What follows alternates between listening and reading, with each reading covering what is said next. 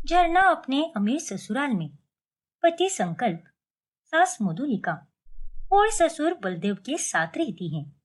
ऐसे ही एक रोज जब वो अपनी माँ सुमित्रा को वीडियो कॉल करती है, तभी अरे ये क्या, वीडियो कॉल करते समय भी तो खाते जा रही है। और ये क्या है, ये बर्गर और ये चाउमीन। अरे अपने पति के पैसे क्यों जाया कर रही है तू। ओफो माँ, आपको पता नहीं है क्या, ये सब खाना मेरे घर पर ही बनता है। मुझे कहीं से खरीदने की कोई जरूरत नहीं पड़ती। अरे हाँ, तेरे ससुराल में तो ढेर सारे नौकर चाकर है ना। मैं तो भूल ही गई थी। और नहीं तो क्या माँ, मुझे जो भी खाने का मन होता है मैं तुरंत अपने शेफ्स को बोल देती हूँ, तो वो लोग मुझे वह सब बना कर दे देते हैं। वैसे ये लोग तो खाना अच्छा ही बनाते हैं, लेकिन सड़क वाले चाउमीन का टेस्ट तो अलग ही होता है। वक्त कैसे बदलता है ना माँ। पहले मैं ये सब खाने के लिए आपसे हफ्ते में एक बार पैसे मांगा करती थी, लेकिन अब मैं ये सब अपने ससुराल में मुफ्त में खा रही हूँ। हाँ बेटा, वो तो है। भगवान तुझे ऐसे ही खुश रखे। शादी को तो बस 1 से 1.5 महीना ही हुआ है और तू है कि एकदम हट्टी कट्टी हो गई है। चल अच्छी बात है, नजर ना लगे तुझे किसी की भी। थैंक यू सो मच माँ। फिर ऐसे ही एक दिन जब घर पर मधुलिका की सहेली पल्लवी आती है, तभी माफ करना मधुलिका, मैं तेरे बेटे संकल्प की शादी में आ ही नहीं पाई। वो क्या है ना, मैं और मेरी फैमिली हम सब यूएस गए थे। वहां पर मेरे ससुराल वाले रहते हैं ना, इसीलिए। अरे कोई बात नहीं पल्लवी, अब तो आ गई ना तू। वैसे मैंने फोटोज देखे थे शादी के। तुम लोगों ने तो शादी बहुत धूमधाम से मनाई थी। वो तो है। अरे रायचंद है हम, और रायचंद हमेशा अपनी बिग फैट वेडिंग के लिए जाने जाते हैं। सो तो है। वैसे कहाँ है तुम्हारी बहू रानी। फोटोज में तो बड़ी खूबसूरत लग रही थी। शादी का जोड़ा भी एकदम सुंदर था। लेकिन जरा असल में तो देखो कि तुम्हारी बहू रानी कैसी दिखती है। हाँ हाँ, क्यों नहीं, अभी बुलाती हूँ मैं। अरे झरना बेटा, वो सब छोड़, सर्वेंट लोग नाश्ता परोस देंगे, लेकिन तुम पहले यहाँ पर आओ। मेरी सहेली पल्लवी तुमसे मिलना चाहती है। नमस्ते आंटी, कैसी हो आप। नमस्ते बेटा, मैं बिल्कुल ठीक हूँ। लेकिन ये क्या मधुलिका, शादी के फोटो में सच में यही थी ना। हाँ पल्लवी, लेकिन ऐसे क्यों पूछ रही है तू। आई मीन, इसने तो 1 से 1.5 महीने में ही कुछ ज्यादा ही वेट गेन कर लिया है। अरे हाँ, सो तो है, लेकिन उसमें क्या होता है, अब ये खाते पीते घराने की बहू है, तो वेट गेन तो करेगी ही ना। अरे हमारे यहाँ पर हर रोज 5 स्टार मेनू बनता है। अब तुम्हें तो पता ही है, किट्टी पार्टीज में तो मैं वही सब खिलाती हूँ ना। हाँ मधुलिका, लेकिन 1 महीने में इतना सारा वेट गेन करना इज टू मच। हाँ, बस सुझाव दे रही हूँ, थोड़ा कम खाया करो। लेकिन आंटी। अरे झरना बेटा, तू इसकी बातों में मत आ। तुम्हें जितना खाना है खाया करो, खा पी कर खुश रहो। और ये वेट शेट का टेंशन नहीं लेना चाहिए, वरना खाना बदन को ही नहीं लगता और पूरा बदन सूख जाता है।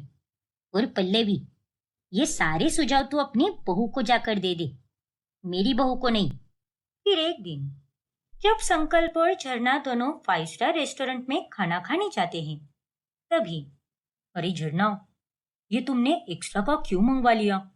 मैं ये सब नहीं खाने वाला। अरे नहीं संकल्प, मैंने ये तुम्हारे लिए नहीं बल्कि अपने लिए मंगवाया है। ये मुझे बहुत पसंद है, और इसे खाना वो भी एक 5 स्टार रेस्टोरेंट में, ये मेरे लिए किसी सपने से कम नहीं है। और अब जब मैं इसे खा रही हूँ तो मुझे एक और बार खाने का मन कर रहा है। कोई बात नहीं झरना, तुम्हें जो जितना खाना है खा लो। मैं तो बस तुम्हें खुश देखना चाहता हूँ। थैंक यू सो मच संकल्प। वैसे तुम भी मंगवा लो ना अपने लिए, ये बहुत टेस्टी है।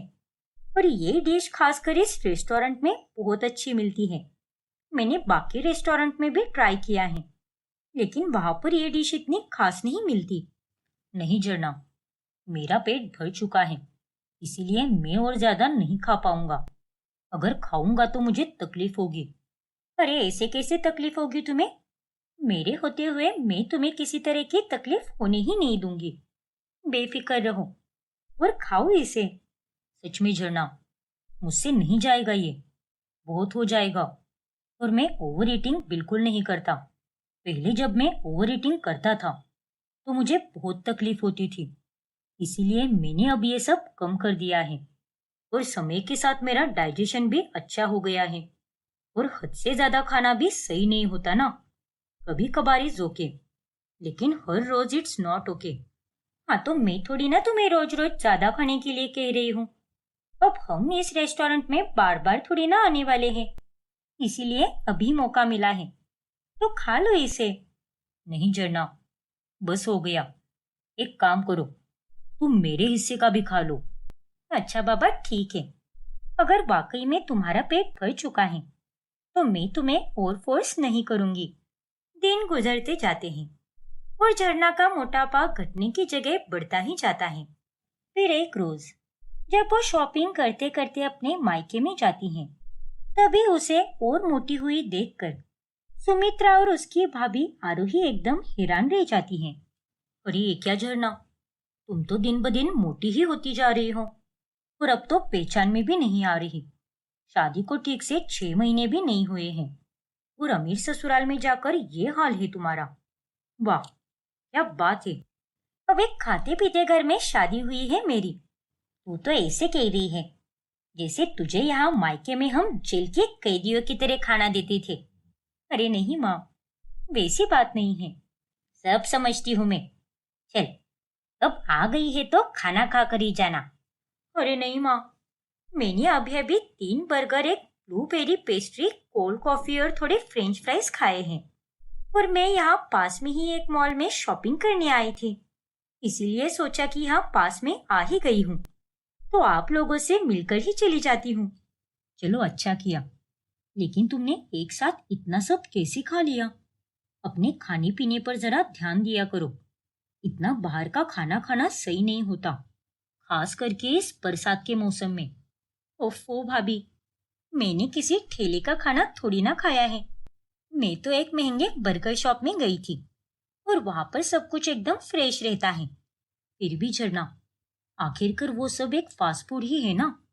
और बुरा मत मानना, बस तुम्हारी सेहत को लेकर कह रही हूँ। अरे आजकल कब कौन सी बीमारी हो जाए कोई बता नहीं सकता। हाँ भाभी, मैं आपकी चिंता समझ रही हूँ, लेकिन आपको इतनी चिंता करने की कोई जरूरत नहीं है। अरे अब सारी बातें यही खड़े होकर ही करना है क्या, या अंदर आकर बैठेगी भी? हाँ माँ, चलो और एसी ऑन कर दो, मुझे बहुत गर्मी हो रही है। अरे बेटा, वो एसी खराब हो गया था, इसीलिए उसे फेंक देना पड़ा। लेकिन जब तेरे भाई अंकुश को इंसेंटिव के पैसे मिलेंगे ना, तब हम एक नया एसी लगवा लेंगे। बस कुछ ही दिनों की बात है। हे भगवान, पता नहीं आप सभी लोग बिना एसी के कैसे रह लेते हो। मुझे तो कोई समझ ही नहीं आता, क्योंकि मुझसे तो बिना एसी के रहा ही नहीं जाता। ये तुम क्या कह रही हो झरना? बाहर का मौसम कितना ठंडा हो चुका है और तुम हो कि इतने ठंडे मौसम में भी एसी की हवा खाना चाहती हो।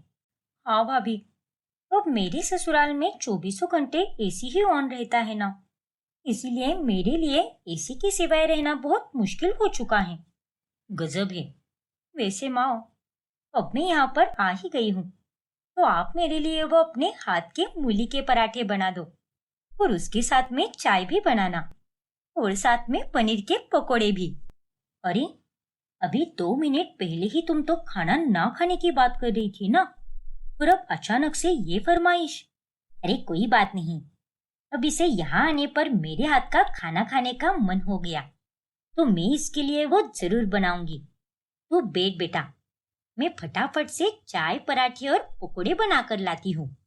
फिर झरना मजे से वो सब खाती है और उसे इस तरह सारा खाना झट से सफा चाट करते हुए देखकर आरोही और सुमित्रा को बड़ी हैरानी होती है।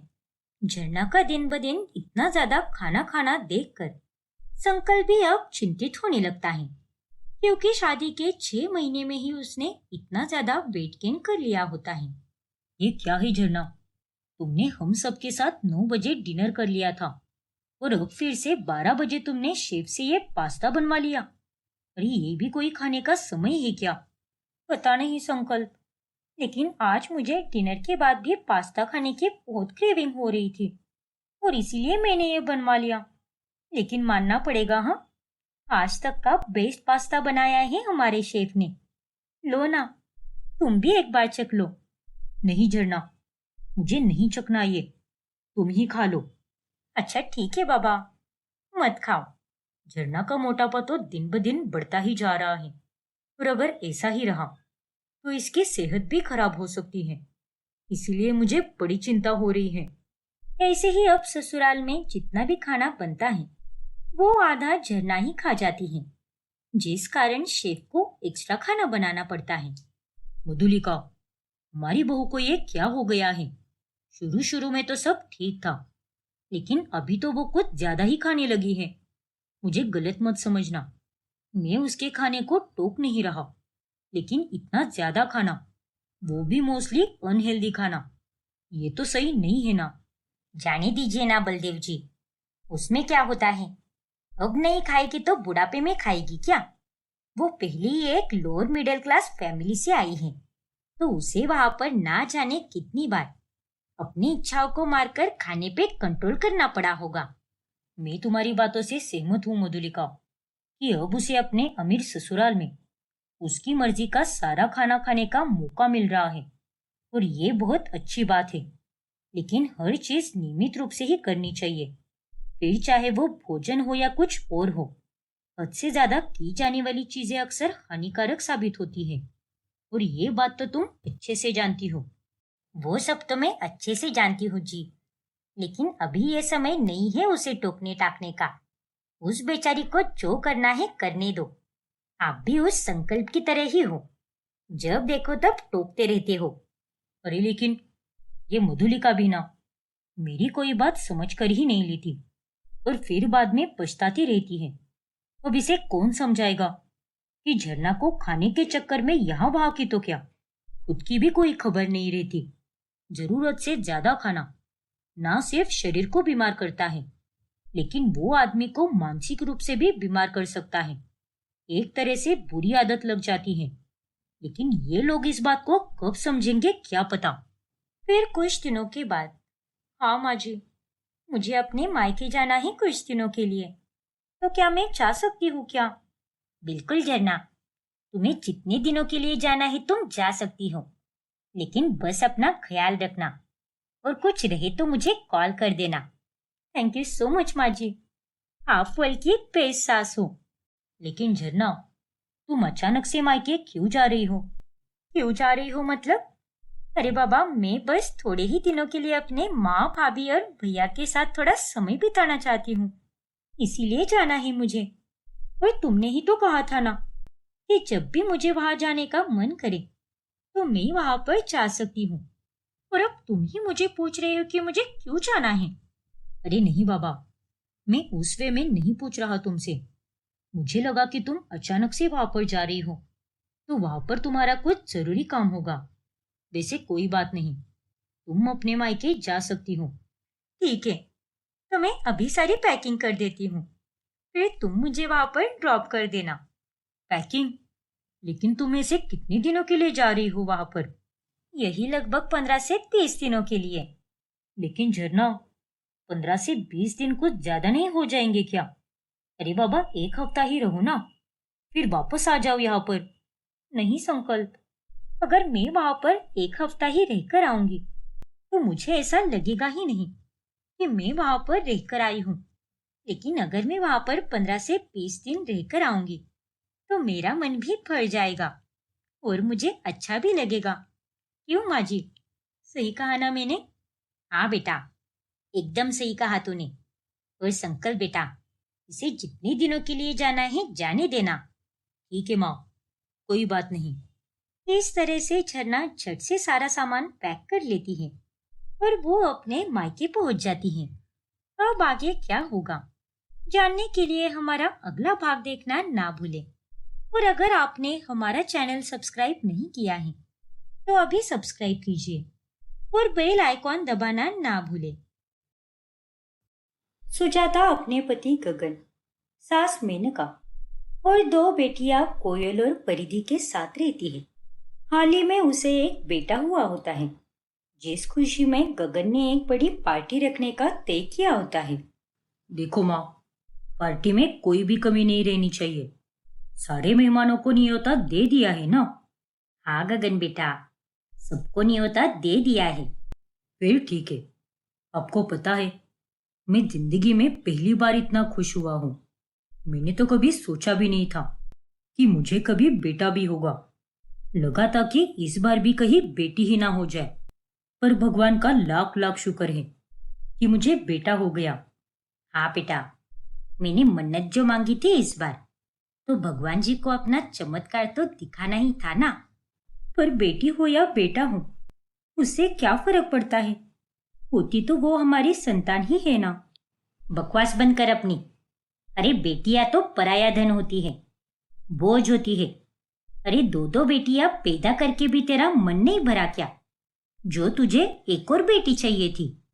अब वो सब छोड़ो ना माँ, और ये लो सुजाता, ये सोने की चेन है।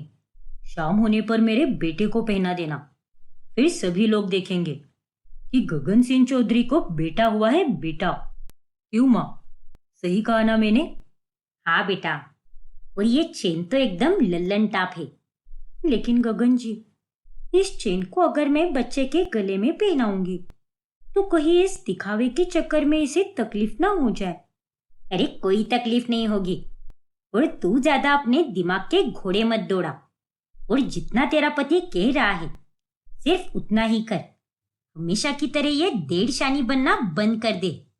लेकिन माँ जी। अरे बस भी करो सुजाता, एक बार मैंने कह दिया सो कह दिया। मेरा बच्चा सोने की ही चेन पहनेगा, और अब अगर ज्यादा लेकिन वेकिन किया तो मुझसे बुरा और कोई नहीं होगा। और हाँ, सोना मत। बच्चे की तरफ एक पल के लिए भी ध्यान नहीं भटकना चाहिए, समझी कि नहीं?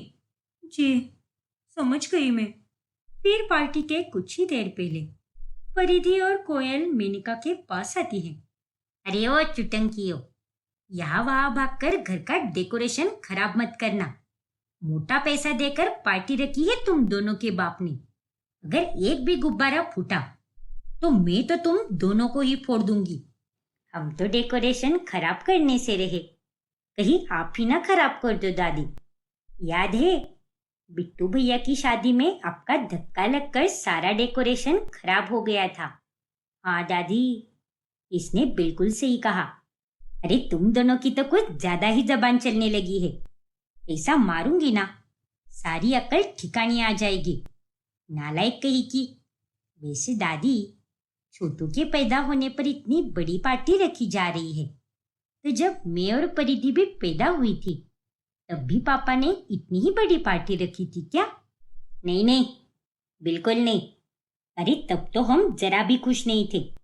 उल्टा हम लोग तो मातंग मना रहे थे, क्योंकि हमें बेटा चाहिए था। लेकिन बदकिस्मती से दोनों बार तुम दोनों हो गई, इसीलिए हमें इस बार भी वही डर था कि कहीं फिर से तीसरी मनहूस बेटी ना पैदा हो जाए। लेकिन ऐसा नहीं हुआ। ऊपर वाले ने हम पर रहम कर ही दिया। मेनका की बातें सुनकर कोयल और परिधि मायूस हो जाती हैं। फिर ऐसे ही एक रोज, चलो ना माँ, हमारे साथ गार्डन में चलो और बाबू को दादी के पास दे दो। वैसे भी ये घर में सिर्फ आपके और दादी के पास ही शांत बैठता है। नहीं बच्चों, मैं इसे अकेले नहीं छोड़ सकती। लेकिन माँ, बाबू होने के बाद से तो आप हमें गार्डन भी लेकर नहीं गई। दादी भी हमारे साथ नहीं चलती। कितने दिन हो गए हैं, इसीलिए हमें गार्डन जाकर खेलने का बहुत मन कर रहा है। हाँ माँ, अब तो बाबू आपके बिना दादी के पास भी तो रह सकता है ना। प्लीज चलो ना माँ हमारे साथ। नहीं मेरी प्यारी बच्चियों, बात को समझो जरा। आज बाबू सुबह से बहुत रो रहा था, और अगर ये फिर से रोने लगा तो माँ जी को संभालने में बहुत मुश्किल होगी। इसीलिए मुझे इसके पास ही रहना होगा। ठीक है, रहो फिर इसके साथ ही आप। चल कोयल। अरे बच्चियों, सुनो तो मेरी बात। ये दोनों भी ना जरा भी नहीं समझती। फिर कोयल और परिधि रूठ कर वापस अपने कमरे में खेलने लगती हैं। फिर ऐसे ही एक दिन जब वो दोनों स्कूल से घर आती हैं, याद है ना तुझे? आज सुबह हम दोनों माँ से कहकर गए थे कि हमारा फेवरेट व्हाइट सॉस पास्ता बना कर रखे। मेरे मुंह में तो अभी से पानी आ रहा है। और मेरे भी। मुझे भी बहुत जोरों की भूख लगी है। माँ के हाथ का पास्ता तो वर्ल्ड का सबसे बेस्ट पास्ता होता है। अरे ये क्या, यहाँ तो कोई पास्ता नहीं है। माँ ने हमारे लिए पास्ता नहीं बनाया क्या? उतने में वहां पर सुजाता आती है। माफ कर दो बच्चियों, वो मैं बाबू को सुलाते सुलाते खुद भी सो गई। रात भर भी बाबू ने मुझे बहुत जगाया और उसी चक्कर में आज मेरे दिन में आंख लग गई और इसीलिए मैं तुम दोनों के लिए पास्ता नहीं बना पाई बच्चों। लेकिन कोई बात नहीं, मैं अभी बना देती हूँ। रहने दो माँ, आपकी बातें सुनकर तो हमारी भूख ही मिट गई। और नहीं तो क्या माँ, अगर हमने आपको कहा था कि हमारे लिए पास्ता बनाकर रखो तो आपको उसे याद से बनाकर रखना चाहिए था ना। लेकिन अभी बाबू के आने के बाद से आप तो हमें प्यार ही नहीं करती, हम पर ध्यान भी नहीं देती आप। हाँ माँ, परी सही कह रही है। आप हम दोनों से ज्यादा बाबू से प्यार करती हो, क्योंकि आप भी पापा और दादी की तरह ही हो। जैसे बेटा आने के बाद वो अपनी बेटियों को भूल चुके हैं, वैसे ही आप भी हमें भूलती जा रही हो। ऐसा नहीं है बेटा, मैं भला अपनी बेटियों को कैसे भूल सकती हूँ? प्लीज तुम दोनों मुझे गलत मत समझो। मैं तुम दोनों से उतना ही प्यार करती हूँ जितना कि बाबू से करती हूँ। तभी वहां पर मेनका आती है। अरे तू इन दोनों को सफाई क्यों देती बेटी है? जाकर अपने बेटे को संभाल। ओए तुम दोनों, ये क्या नाटक चल रहा है तुम्हारा? अब नहीं बनाया तो नहीं बनाया ना। अगर एक दिन पास्ता नहीं खाओगी तो मर नहीं जाओगी। और अगर इतनी ही खाने की इच्छा हो रही है तो जाकर खुद बनाकर खाओ। हमने आपसे नहीं पूछा दादी, तो प्लीज आप भी बीच में मत बोलिए। अरे दादी से बात करने का ये क्या तरीका है? चलो अभी के अभी दादी से माफी मांगो। पर माँ, मैंने कहा ना एक बार, माफी मांगो दादी से। अच्छा बाबा सॉरी, अगली बार बस तू ये अपनी जबान चला। फिर देख, मैं तुझे मोमबत्ती का ऐसा चटका दूंगी ना कि तू उसे जिंदगी भर याद रखेगी। नालायक कही की। और आज तो तू इन दोनों को खाना ही मत देना। जाकर अपने बेटे को देख। इन दोनों की सेवा करने की कोई जरूरत नहीं है, इन्हें इनके काम खुद ही करने दे। मेनका के कहने पर सुजाता उसके बच्चे के पास चली जाती है। वही दोनों बेटियां भूखी और उदास रहकर अपने कमरे में जाकर चुपचाप सो जाती हैं। वक्त गुजरता जाता है और बच्चे का नाम अब रोहित रखा जाता है। ऐसे ही एक दिन, ये देखो पापा, हम दोनों भी क्लास में फर्स्ट आई है और हमें ये मेडल और सर्टिफिकेट भी मिला है। हाँ तो मैं क्या करूँ? इस मेडल और सर्टिफिकेट का अचार डालूं क्या? और वैसे भी इन सब का क्या ही फायदा? आखिरकार तुम दोनों को पराए घर पर ही जाना है और वहां जाकर तुम्हें चूल्हा चौका करना है। मुझे तो बस उस दिन का इंतजार है जब मेरा रोहित बड़ी स्कूल में जाएगा और बड़े बड़े नंबरों से पास होकर मेडल लाएगा। अरे तुम दोनों की तरह मैं उसे सरकारी स्कूल में नहीं डालूंगा, इसे तो मैं एकदम बड़ी स्कूल में डालूंगा। और नहीं तो क्या। उन दोनों की ये बातें सुनकर कोयल और परिधि को बहुत बुरा लगता है और वो दोनों अपने कमरे में चली जाती हैं। पापा और दादी कभी भी हमारे फर्स्ट आने पर कभी खुश नहीं होते। उल्टा वो दोनों तो हमें बस ताने ही देते रहते हैं। वही तो, पहले तो भी पापा और दादी हमसे कभी कभार अच्छे से बात कर लिया करते थे, लेकिन जब से घर में बाबू आया है वो तो हमसे ठीक से बात भी नहीं करते। और नहीं तो क्या, पापा और दादी तो हमें कितना कुछ बोलते रहते हैं और माँ भी उनका सब कुछ चुपचाप सुन लेती है। वो हमारी तरफ से उन्हें कुछ भी नहीं कहती। हाँ, माँ भी बाबू के आने के बाद बदल गई है। उन्हें भी शायद बेटी नहीं बल्कि बेटा ही चाहिए था और इससे तो यही पता चलता है कि हम दोनों से तो इस घर में कोई भी खुश नहीं है।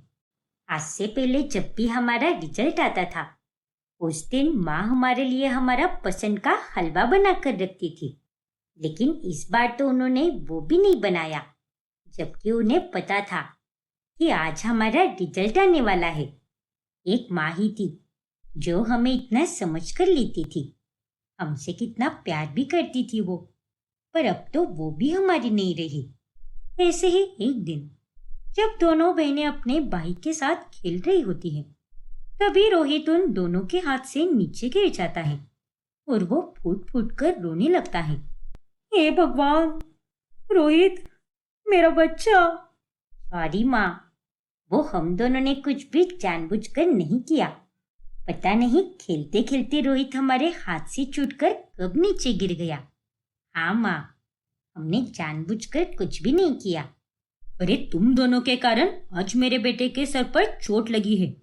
सुजाता, जल्दी से डॉक्टर को बुलाओ। मैं इसे दवाई लगा दूंगी, उससे इसकी चोट ठीक भी हो जाएगी। ना बेटा बस, माँ है ना यहाँ पर, बस बच्चा। मैंने कहा ना डॉक्टर को बुलाओ, जितना कहा है उतना ही करो। जी ठीक है। और तुम दोनों चलो, आज तो तुम दोनों को इस गलती की बहुत बड़ी सजा भुगतनी होगी। माफ कर दो पापा, हम ऐसी गलती दोबारा कभी नहीं करेंगे, लेकिन प्लीज हमें सजा मत दो। माँ, पापा से कहो ना, हमें सजा नहीं चाहिए, हमें माफ कर दो ना पापा। गुस्से में आग बबूला हुआ गगन दोनों बेटियों को तड़कती भड़कती धूप में बाहर लेकर जाता है। बाप रे, यहाँ पर तो कितनी गर्मी है। हाँ, और तुम दोनों को इसी तपती धूप में खड़ा रहना होगा, वो भी पूरा दिन। क्या? हाँ, क्योंकि आज तुम दोनों के कारण ही मेरा बेटा इतना रोया है। नहीं पापा, ऐसा मत करो ना, हम दिन भर इतनी तेज धूप में कैसे खड़े रह सकते हैं। हाँ पापा, हम सच कह रहे हैं, हम ऐसी गलती दोबारा कभी नहीं करेंगे। प्लीज हमें छोड़ दो ना पापा, प्लीज पापा। नहीं, क्योंकि जब आज तुम दोनों ये सजा भुगतोगी, तभी जाकर तुम दोनों की अकल ठिकाने पर आएगी, और अगली बार से ऐसी कोई भी गलती करने से पहले तुम दोनों एक नहीं बल्कि 1000 बार सोचोगी। इसीलिए तुम दोनों को ये सबक मिलना ही चाहिए। नहीं ना पापा, ऐसा मत करो ना, प्लीज पापा। चुप बैठो, अगर तुम दोनों यहाँ से जरा भी हिली तो मैं तुम दोनों को इससे भी बुरी और बदतर सजा दूंगा। दिन भर धूप में खड़े रहने के कारण दोनों बेटियों की तबीयत बहुत खराब हो जाती है। ये लो बच्चियों, ये ठंडा ठंडा जूस पियो, इससे तुम दोनों को आराम मिलेगा। नहीं माँ, हमें कुछ भी नहीं चाहिए। अरे जब पापा ने हमें सजा दी थी तब आप कहाँ पर थी? हाँ माँ, चली जाइए आप यहाँ से, आपकी झूठी फिक्र की हमें कोई जरूरत नहीं है। हम सब जानते हैं कि आपकी जान हम में नहीं बल्कि रोहित में बसती है। देखो, तुम दोनों अब कुछ ज्यादा ही बोलने लगी हो, और वैसे भी आज गलती तुम दोनों की भी थी ना। अरे तुम दोनों तो रोहित की बड़ी बहनें हो ना, तो तुम दोनों से ये लापरवाही कैसे हो सकती है? वो तो भगवान का लाख लाख शुक्र है कि मेरे बच्चे को ज्यादा नहीं लगी, वरना अगर उसे कुछ कम ज्यादा हो जाता तो तुम दोनों क्या करती? नुकसान तो मेरे बेटे का ही होता ना। डांटो, अब आप भी हमें ही डांटो माँ। अरे आप भी पापा और दादी की जैसी ही बनती जा रही हो। हाँ माँ, मुझे तो विश्वास ही नहीं हो रहा कि आप हमारी माँ हो या कोई और हो। ज्यादा बड़ों की तरह बातें मत करो और जाकर अपनी पढ़ाई पर ध्यान दो। अरे आजकल तो तुम दोनों का मुंह कुछ ज्यादा ही चलने लगा है। ये जूस मैं यहाँ पर रख कर जा रही हूँ, ठंडा होने से पहले पी लेना इसे। इतना कहकर सुजाता वहां से चली जाती है। अपनी बेटियों को समझा कर रखो कि वो मेरे बेटे से दूर रहा करे। अरे आज को अगर कुछ भी हो जाता तो मैं उन दोनों को कभी नहीं छोड़ता। मनहूस कही कि ये आप फिक्र मत कीजिए, मैंने उन दोनों को समझा दिया है और मैं तो अब से 24 घंटे रोहित पर पूरी नजर रखूंगी। अगर आज भी रोहित को उन दोनों के पास अकेला नहीं छोड़ती तो ये सब कुछ होता ही नहीं। देखो, आज जो कुछ भी हुआ है वो अगर फिर से हुआ तो मुझसे बुरा और कोई नहीं होगा। जी, समझ गई मैं। फिर अगले दिन जब सुजाता रसोई में जाती है तब वहां से कमरे में वापस लौटते समय वो रोहित को ना देखकर बहुत घबरा जाती है। हे भगवान, रोहित कहाँ चला गया मेरा रोहित? अभी कुछ देर पहले ही तो मैंने उसे यहाँ बेड पर सुलाया था। हे भगवान, उसकी रक्षा करना। अगर उसे फिर से कुछ हो गया तो पता नहीं क्या होगा। सुजाता घर में रोहित को हर तरफ ढूंढती है लेकिन वो उसे कहीं नहीं मिलता। मैंने तो उसे पूरे घर में ढूंढ लिया लेकिन वो तो कहीं भी नहीं है। वो तो चल भी नहीं सकता। तो पता नहीं अचानक से कहाँ गायब हो गया। ऊपर से घर पर भी कोई नहीं है। परी और कोयल भी स्कूल गई है, माँ जी भी मंदिर गई है और गगन जी भी दफ्तर चले गए हैं। मेरा बच्चा आखिर कहाँ चला गया? आखिर रोहित कहाँ पर चला गया, जानने के लिए हमारा अगला भाग देखना ना भूलें। और अगर आपने हमारा चैनल सब्सक्राइब नहीं किया है तो अभी सब्सक्राइब कीजिए और बेल आइकॉन दबाना ना भूलें। ये देख अंजलि, ये रही तेरे होने वाली जीजू। वाव यार प्रिया, मानना पड़ेगा, तेरी चॉइस तो एकदम कमाल की है। अंजलि प्रिया के होने वाले पति सागर की तस्वीर देखकर उसे देखती ही रह जाती है। अरे ओ मैडम, किन ख्यालों में खो गई हो? वापस दो मुझे फोन। अरे हाँ बाबा, वैसे ये मेरी पसंद नहीं है। मेरी मौसी ने रिश्ता लाया है, फिर बनी बात। अरे वो जो भी हो, लेकिन लड़का एकदम बेस्ट है। लेकिन यार प्रिया, जब तू चली जाएगी तब मैं अकेली ही पड़ जाऊंगी। तेरे सिवा मेरी कोई सहेली भी नहीं है। वो बात तो है अंजलि, तू ही मेरी पक्की सहेली है। मुझे भी ससुराल जाने के बाद तेरी बहुत याद आएगी, लेकिन अब क्या करे, यही तो जिंदगी है। चाहे कुछ भी हो जाए, वक्त के साथ साथ हमें आगे बढ़ना ही पड़ता है। हाँ यार, वो तो है, लेकिन तू फिक्र मत कर, हम दोनों फोन पर ढेर सारी बातें किया करेंगे और तू मुझे मिलने भी तो आ सकती है। लेकिन तेरे ससुराल वाले और सागर, उन दोनों को कोई एतराज तो नहीं होगा ना? अरे नहीं बाबा, ऐसा कुछ भी नहीं होगा। वो लोग बहुत अच्छे हैं, किसी को कोई एतराज नहीं होगा।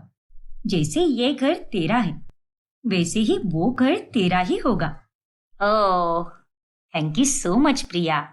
लव यू यार। Love you too Anjali. Anjali और प्रिया के बीच में काफी गहरी दोस्ती होती है। वो दोनों हर जगह एक साथ ही जाते हैं और हर एक चीज साथ में करते हैं। फिर प्रिया फोन पर सागर को अंजलि के बारे में बताती है। अरे वाह, ये तो काफी अच्छी बात है प्रिया। जहां आजकल के जमाने में हर किसी की दोस्तों की टोली होती है, वही तुम्हारी एक ही सहेली है, वो भी एकदम पक्की वाली। और ये जानकर मुझे बहुत अच्छा लगा। हाँ सागर, उसकी और मेरी पूरे 5 सालों की दोस्ती है। हम दोनों 11th स्टैंडर्ड से साथ हैं। एकदम सगी बहन की तरह मानती हूँ मैं उसे। अरे वाह, क्या बात है प्रिया। और तुम्हें पता है, मैंने हमारी शादी की खबर सबसे पहले उसे ही दी है। चलो अच्छा है। सागर और प्रिया दोनों काफी देर तक बातें करते हैं और वो दोनों अगले दिन कैफे में मिलने का प्लान बनाते हैं। अच्छा, तो तुम दोनों आज मिलने वाले हो। वैसे कौन से कैफे में मिलने का तय किया है? वैसे अभी तक कैफे तो तय नहीं किया है, लेकिन शायद वो गोल्डन स्टार मॉल के बगल में कैफे है ना, वहीं पर मिलेंगे। सागर को ऑफिस पास में ही है ना वहां पर, और वो ऑफिस के बाद मुझसे मिलने सीधे वहीं पर आ जाएगा। चलो बढ़िया है, अच्छे से मिलो और खूब बातें करो, क्योंकि बातें करोगे तभी तो एक दूसरे को समझ पाओगे। अरे बाबा, बातें तो हम दोनों ढेर सारी करते हैं, लेकिन जब एक दूसरे के सामने आते हैं तो बहुत शर्मा जाते हैं। हाय हाय, समझ सकती हूँ मैं ये सब। फिर प्रिया और सागर एक दूसरे को कैफे में मिलते हैं और वो दोनों काफी अच्छा वक्त बिताते हैं। लेकिन 15 मिनट के बाद अचानक से वहां पर अंजलि आ जाती है। हेलो गाइस, तुम दोनों के बीच कबाब में हड्डी बनने के लिए माफी चाहती हूँ। अरे कोई बात नहीं अंजलि, आओ ना। लेकिन अंजलि, तू यहाँ पर कैसे? अरे वो मैं माँ के साथ मॉल आई थी ना, और माँ तो अब मंदिर चली गई, तो मैंने सोचा कि तुम दोनों से मिलती जाओ। अच्छा किया। अब बैठ जा और बोल, कौन सी कॉफी पिएगी या फिर कुछ खाना है क्या तुझे? अरे नहीं नहीं, मैं कुछ भी नहीं खाऊंगी। अब ये क्या बात हुई अंजलि, बताओ क्या ऑर्डर करूं तुम्हारे लिए? इस तरह से अंजलि उन दोनों के बीच आकर बैठ जाती है और वो वहां से जाती ही नहीं। और उसे देखकर प्रिया भी अब सोच में पड़ जाती है। और ये कैसी लड़की है यार, कब से आई है और जाने का नाम भी नहीं ले रही, मुझे और सागर को बात करने का मौका भी नहीं दे रही। अरे जाना मेरी माँ, कब तक यहाँ पर बैठेगी? इसे तो मैं कुछ बोल भी नहीं सकती। ऐसे ही काफी समय बीत जाता है और घर पहुंचने तक अंजलि प्रिया के साथ ही रहती है। फिर रात में, सॉरी सागर, मेरी ही गलती थी। मुझे अंजलि को बताना ही नहीं चाहिए था कि हम दोनों वहां पर मिलने वाले हैं। फिर वो वहां पर आती ही नहीं। अरे कोई बात नहीं प्रिया, जाने दो। अभी हम एक दूसरे से मिल नहीं पा रहे, लेकिन शादी होने के बाद तो सारी जिंदगी एक साथ ही रहना है ना, और तब तो हर एक मिनट हमारा ही होगा। हाँ सागर, सो तो है। फिर जब प्रिया अपनी शादी की शॉपिंग करने के लिए अपनी माँ वंदना के साथ जा रही होती है, तभी वहां पर अंजलि आती है। ओए रुक जा, कहाँ चली मुझे छोड़ के? अरे अंजलि तू? वो मैं शादी की शॉपिंग करने जा रही थी, रिसेप्शन के लिए कपड़े देखने, और सुनार के पास भी थोड़ा काम है, और माँ की शॉपिंग भी तो बाकी है ना। शादी की शॉपिंग, और वो भी मेरे बिना? ऐसे कैसे? ना जी ना, मैं भी चलूंगी तुम लोगों के साथ। क्यों आंटी? ठीक है बाबा, चलो साथ में। उतना ही प्रिया को तुम्हारा साथ भी मिल जाएगा और पसंद नापसंद करने में आसानी भी हो जाएगी। बिल्कुल सही कहा आंटी, और लगे हाथ मैं भी अपने लिए कपड़े ले लूंगी। अब अंजलि वंदना और प्रिया के साथ शॉपिंग के लिए निकल जाती है और वहां पहुंचने पर प्रिया वीडियो कॉल पर सागर को अपना गाउन दिखा रही होती है। वाह प्रिया, ये गाउन तो बहुत सुंदर है, और इसमें तो तुम एकदम स्वर्ग से आई हुई परी लग रही हो। थैंक यू सागर, तो मैं इसे ही फाइनल करती हूँ। तभी अंजलि भी अपना लहंगा लेकर बीच में आती है और प्रिया से फोन छीनकर वो सागर से पूछने लगती है, ये देखो सागर, ये मेरा लहंगा है, अब जल्दी से बताओ, ये वाला पहनूं या ये वाला? तुम जो भी पसंद करोगे वही लहंगा मैं पहनूंगी। अंजलि, तुम्हें जो सही लगे वही पहनो ना, दोनों भी अच्छे हैं।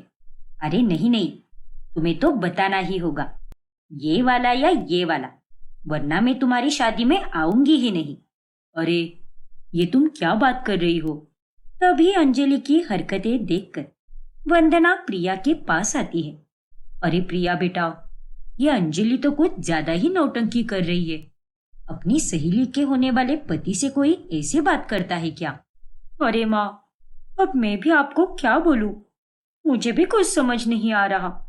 अच्छा ठीक है, ये लाल वाला ले लो, ये तुम पर ज्यादा जचेगा। ठीक है फिर, अब तुमने कह दिया तो मैं यही लेती हूँ। Thank you Sagar. Most welcome Anjali. शादी का दिन अब नजदीक होता है और उसके पहले अब दोनों के घर वाले उन्हें एक दूसरे से मिलने के लिए मना कर देते हैं। यार अंजलि, अब से लेकर शादी के दिन तक हम दोनों को एक दूसरे की शक्ल भी नहीं देखनी है, लेकिन इतने दिनों तक मैं उसे बिना मिले कैसे रह सकती हूँ? ओ तेरी, ऐसी बात है क्या? अरे चुप बैठ नालायक, हंस क्या रही है तू? अच्छा बाबा सॉरी, माना कि हम दोनों की अरेंज मैरिज होने जा रही है, लेकिन इन 4 से 5 मुलाकातों में और इतने दिनों से बात करते हुए। मुझे पता नहीं क्यों, लेकिन उससे बहुत लगाव हो गया है। इसीलिए अब उसके बिना रहना बहुत मुश्किल हो गया है। अरे फोन पर वीडियो कॉल है ना, उसके जरिए बात कर लेना और उसका चेहरा भी देख लेना। इतना क्या तड़प रही है पागलों की तरह? अब ये सारी बातें तू नहीं समझ पाएगी। खैर, मैं तो उससे मिलके ही रहूंगी। आज शाम को हम दोनों एक साथ जाएंगे। तब बाहर के बाहर ही सागर और मैं पार्क में मिल लेंगे। नहीं प्रिया, रस्म निभाना बहुत जरूरी है। अगर बड़े कह रहे हैं तो कुछ सोच समझ कर ही कह रहे होंगे ना। थोड़ी ना वो लोग हवा में बोल रहे होंगे। लेकिन अंजलि, देख प्रिया, मुझे कुछ पता नहीं। मैं तेरी सहेली हूँ और मेरे लिए सबसे पहले तेरी खुशी और भलाई है। कल को इस रस्म को ना निभाने के कारण अगर तेरे साथ कुछ कम ज्यादा हो गया तो तब क्या करेगी तू? अरे क्या तू भी अंजलि एक नंबर की पागल है। इस तरह से अंजलि के मना कर देने से प्रिया और सागर शादी होने तक एक दूसरे से मिल ही नहीं पाते। और शादी होने के बाद प्रिया अपने ससुराल चली जाती है।